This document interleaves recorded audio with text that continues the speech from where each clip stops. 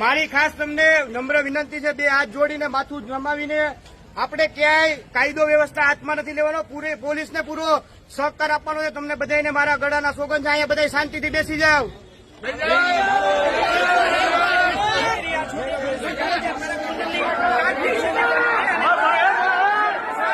મારી ખાસ તમને નમ્ર વિનંતી છે, બે હાથ જોડીને માથું નમાવીને આપણે ક્યાંય કાયદો વ્યવસ્થા હાથમાં નથી લેવાનો, પોલીસને